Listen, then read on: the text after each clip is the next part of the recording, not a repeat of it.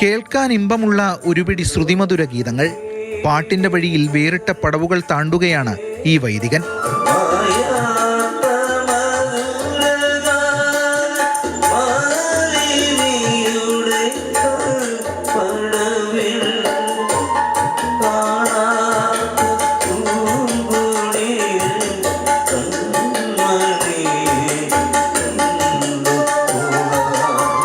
തൃക്കാക്കര സാംസ്കാരിക കേന്ദ്രത്തിന്റെ നേതൃത്വത്തിൽ നടന്ന ഭാഷാ വാരാചരണ പരിപാടി. അതിലാണ് വരാപ്പുഴ അതിരൂപതയിലെ ചെമ്പുമുക്ക് സെന്റ് മൈക്കിൾസ് പള്ളിവികാരി ഫാദർ ജോസഫ് തട്ടാരശ്ശേരി കച്ചേരി അവതരിപ്പിച്ചത്.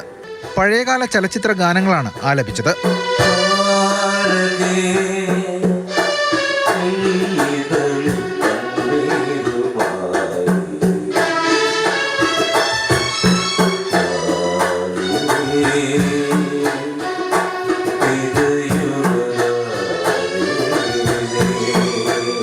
ആസ്വാദകർക്കിത് വേറിട്ട അനുഭവമായി മാറി.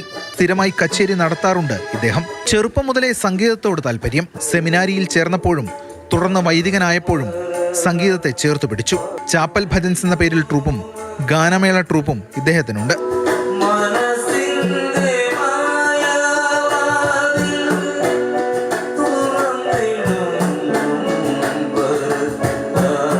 ക്രിസ്തീയ ആരാധനാക്രമത്തിൽ കർണാടക ഹിന്ദുസ്ഥാനി രാഗങ്ങൾ സംയോജിപ്പിച്ചുകൊണ്ടുള്ള ഒരു ഭാരതീയ ശൈലി.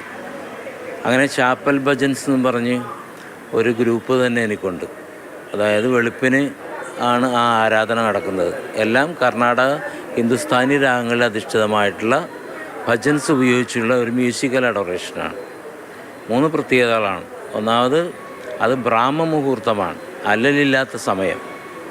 ദൈവത്തിൻ്റെ ഏറ്റവും കൂടുതൽ സാന്നിധ്യമുള്ളൊരു സമയമാണത്. രണ്ടാമതായിട്ട് പരിശുദ്ധ കുർബാനയാണ്.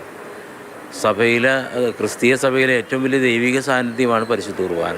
മൂന്നാമതായിട്ട് നമ്മൾ കലർപ്പില്ലാത്ത ശുദ്ധ സംഗീതം ഉപയോഗിച്ചാണ് നമ്മൾ ഈ ഭജൻസ് നടത്തുന്നത്.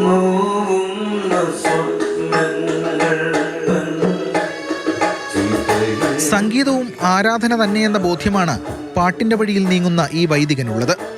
പാടുന്നത് വഴി ഇരട്ടി പ്രാർത്ഥന നടത്തുന്നുവെന്നാണ് ഇദ്ദേഹത്തിന്റെ സങ്കല്പം.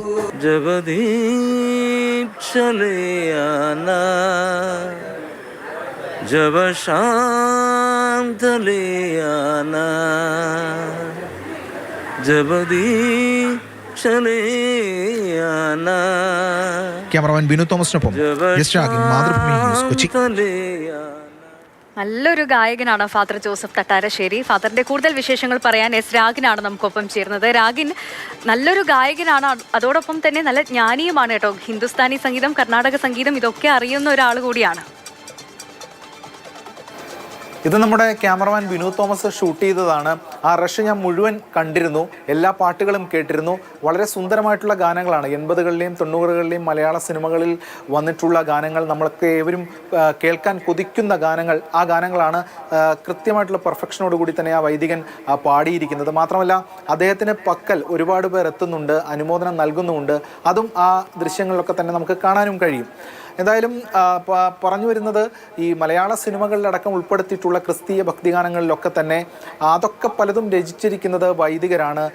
കൂടാതെ ഫാദർ ആബേൽ അച്ഛൻ കലാമേഖലയ്ക്ക് നൽകിയിട്ടുള്ള സംഭാവനകൾ എന്ന് പറയുന്നത് വിലമതിക്കാനാകാത്തതാണ്. കാരണം അത്രത്തോളം സംഭാവനകൾ കലാമേഖലയ്ക്ക് അദ്ദേഹം നൽകിയിട്ടുണ്ട്. കൂടാതെ ഈ കലാ പരിപോഷണം ലക്ഷ്യമിട്ടുകൊണ്ട് വിവിധ രൂപതകളും ക്രൈസ്തവ സഭകളും ഒക്കെ തന്നെ വിവിധ സംരംഭങ്ങളും ഒക്കെ തുടങ്ങിയിട്ടുമുണ്ട്. ഇതൊക്കെ ഇതിനോടൊപ്പം ചേർത്ത് വായിക്കേണ്ട ഒരു കാര്യവും കൂടിയാണ്. മാത്രമല്ല റിയാലിറ്റി ഷോകളിലടക്കം വൈദികർ പങ്കെടുക്കുകയും സമ്മാനം നേടുകയും ഒക്കെ ചെയ്യുന്ന കാഴ്ചകൾ നമുക്ക് ഈ അടുത്ത കാലത്തായി നമ്മൾ കാണുകയും ചെയ്തിട്ടുണ്ട്. അപ്പോൾ അതിൽ ഒരാളാണ് ഒരാളായി തന്നെ, അല്ലെങ്കിൽ ആ കൂട്ടത്തിൽ ഒരാളായി തന്നെയാണ് ഫാദർ ജോസഫ് തട്ടാരശ്ശേരിയും വരുന്നത്. അദ്ദേഹം പറയുന്നത് പോലെ ചെറുപ്പം മുതലേ അദ്ദേഹം ഈ പാട്ടുകൾ പഠിച്ചു, പാട്ടിൻ്റെ ലോകത്താണ്. സംഗീതം ഒരു ആരാധനയായി കാണുന്ന വ്യക്തി കൂടിയാണ് അദ്ദേഹം കേവലം ഈ സിനിമാ ഗാനങ്ങൾ മാത്രമല്ല, അതിനപ്പുറം ഒക്കെ തന്നെ ഈ ചാപ്പൽ ഭജൻസ് കൂടാതെ മറ്റ് ക്രൈസ്തവ ഭക്തി ഗാനങ്ങളൊക്കെ തന്നെ അദ്ദേഹം പാടാറുണ്ട്. അത്തരം കച്ചേരികൾ ഉൾപ്പെടെ അതുമായി ബന്ധപ്പെട്ട കാര്യങ്ങളൊക്കെ അദ്ദേഹം നടത്താറുണ്ട്. എന്തായാലും ആ ഒരു മ്യൂസിക്കൽ ഈവൻ്റ് എന്ന് പറയുന്നത്, ആ ഒരു സമയം എന്ന് പറയുന്നത് ഗംഭീരമായി തന്നെ പോയി കേട്ടിരിക്കും ഏവരും എന്നതാണ് തീർച്ചയായും കേട്ടിരിക്കുന്ന രീതിയിലാണ് അദ്ദേഹത്തിന്റെ ആലാപനമൊക്കെ അല്ലേ? ശരി രാഘവൻ.